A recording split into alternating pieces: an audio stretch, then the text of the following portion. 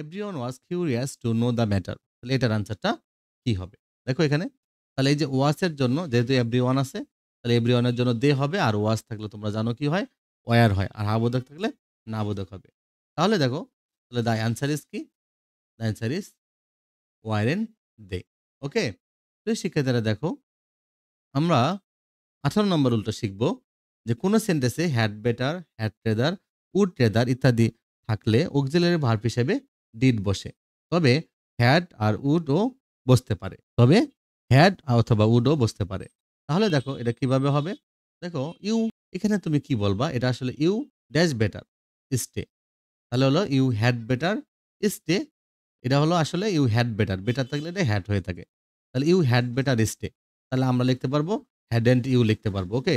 আবার তুমি যদি ডন্ট ইউ লিখতে পারো তাও হবে, আবার ডিডেন্ট ইউ লিখলেও হবে। ওকে? তো শিক্ষার্থীরা, এবার ইউ উড রেদার, তাহলে আমরা উডেন্ট ইউ লিখবো। ওকে? Wouldn't you. এবার দেখো, তাহলে আমরা পরের একটা তোমাদের একটা গুরুত্বপূর্ণ একটা টেস্ট থাকবে। দেখো, you had rather wait here a moment. তাহলে তুমি এখানে কিন্তু লিখতে পারবা ডিডেন্ট ইউ লিখতে পারবা। ওকে? অথবা তুমি হ্যাডেন্ট ইউ লিখতে পারবা। তাহলে আমরা কি ব্যবহার করব? তাহলে the answer is hadn't you. প্রিয় শিক্ষার্থীরা, আমরা ১৯ নম্বর উল্টা শিখব। দেখো, প্রিয় শিক্ষার্থীরা দেখো, অ্যাব্রিভিয়েশনের ক্ষেত্রে যদি অ্যাপোস্ট্রোফি দিয়ে ডি থাকে, তাহলে এবং ভার্বের বেস ফর্ম থাকে, তাহলে এটা উড বোঝাবে। দেখো অ্যাপোস্ট্রোফি দিয়ে ডি আছে, তারপরে কোনো ভার্ব নেই। এটা হলে হবে না, এখানে না হলে হবে। ওকে? তাহলে অ্যাপোস্ট্রোফি দিয়ে ডি আছে, তারপরে ভার্ব নেই। ভার্ব না থাকলে তাহলে ডিড হবে। আর অ্যাপোস্ট্রোফি দিয়ে ডি থেকে যদি ভার্বের বেস ফর্ম থাকবে এবং ভার্ব থাকবে, তখন এটা হয়ে যাবে কি? উড। আর যদি তোমাদেরকে অ্যাপোস্ট্রোফি দিয়ে এস থাকে, তারপর যদি ভার্বের পাস্ট পার্টিসিপল থাকে, তাহলে হবে হ্যাজ। এটা মনে রাখতে হবে। কিভাবে? দেখো, আই উড হেল্প, দেখো এই যে আই ডি দিয়ে দিছে, আইড হেল্প, তাহলে এটা আসলে উড বোঝাচ্ছে, কারণ এখানে হেল্প হলো ভার্বের প্রেজেন্ট ফর্ম, তাহলে এটা উড হবে। আর যদি হেল্পটা না থাকতো, তাহলে শুধু ডিড বুঝাইতো, তাহলে এটা হলো উড বোঝায়, কারণ এরপরে ভার্ব আছে। তাহলে ডির পরে যদি ভার্ব থাকে, তাহলে বুঝতে হবে এটা উড। আর ডির পরে যদি এটা ভার্ব না থাকে, তাহলে বুঝতে হবে এটা হবে ডিড ব্যবহার করতে হবে। তাহলে এটা যত ভার্ব আছে হেল্প, তাহলে হবে উড এন্ড আই। এই যে আই ডি দ্য ওয়ার্ক, দেখো এখানে আই ডি এরপরে ভার্ব নেই, আইড দ্য ওয়ার্ক, তার মানে এখানে এটা কি হবে? এটা আসলে হলো আই ডিড দ্য ওয়ার্ক, এটা কিন্তু আই ডিড দ্য ওয়ার্ক। তাহলে ডিডেন্ট আই, আনসারটা হবে ডিডেন্ট আই, কারণ এখানে এরপরে ভার্ব নেই, ভার্বের বেস ফর্ম থাকবে, দি টি কিচ্ছু থাকবে না, ডাইরেক্ট ভার্বের বেস ফর্ম থাকবে। It's hardly rained in winter. দেখো, হার্ডলি থাকলে আমরা জানি না বোধক হয়, আর এই যে ইটস আছে, it's. Okay?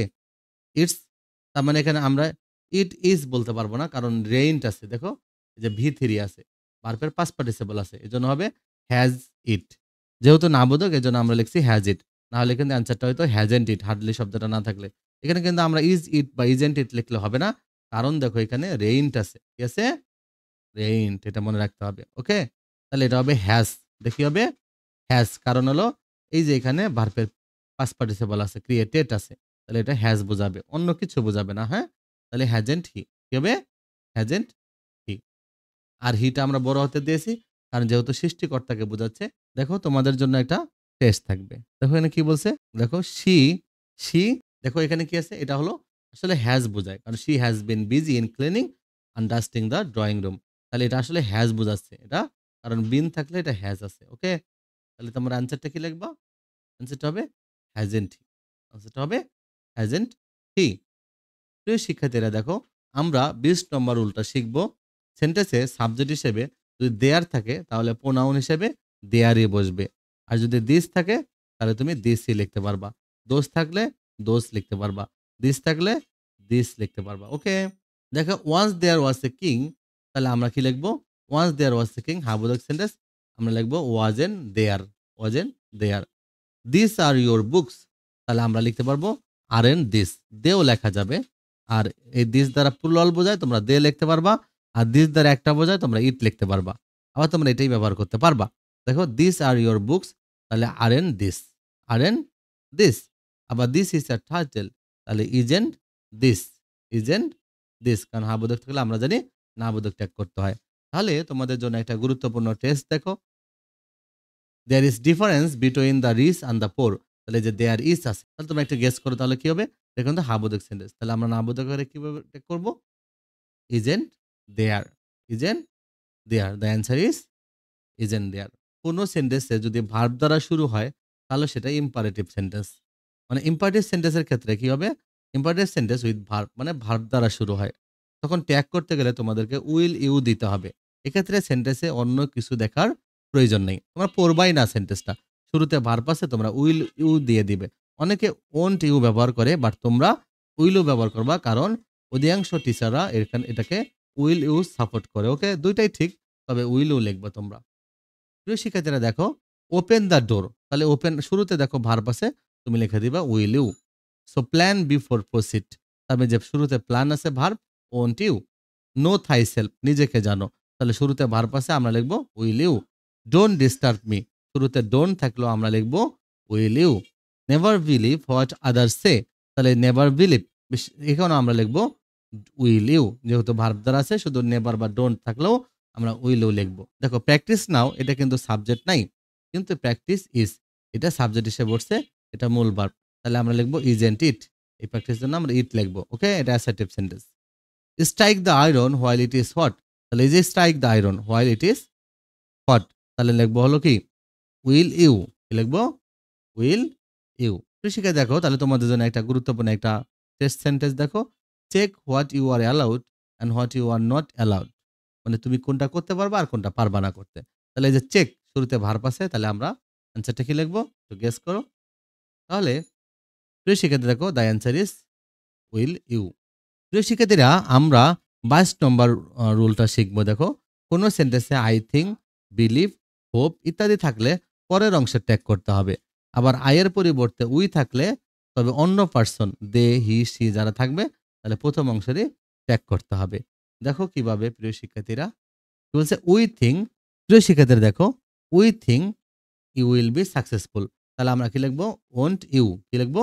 Won't you. I think he will get GPA 5, তাহলে লিখবো কি? Won't he. কি লিখবো? ওন্ট হি।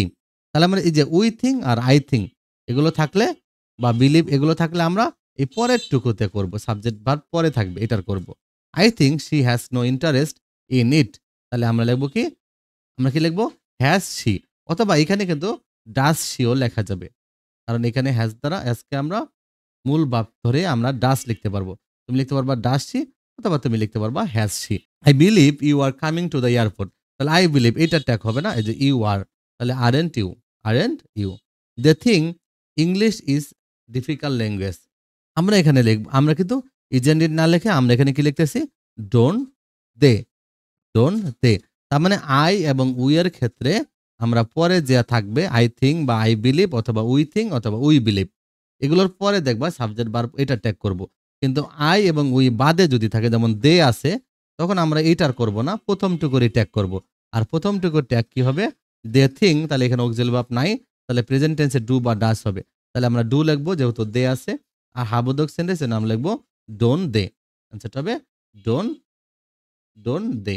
ওকে, প্রিয় শিক্ষার্থীরা তোমাদের জন্য তাহলে গুরুত্বপূর্ণ একটা সেন্টেন্স দেখো, টেস্ট সেন্টেন্স, যে I don't think they will be satisfied with potatoes instead of rice, যে আমি কখনো মনে করি না যে তারা কি হবে, তারা ভাতের পরিবর্তে আলু খেয়ে সন্তুষ্ট হবে। ওকে, তাহলে দে উইল বি, তাহলে দেখো আই আছে, আই যেন আমরা এইটুকু করবো যে দে উইল বি, তাহলে আমরা কি লিখবো?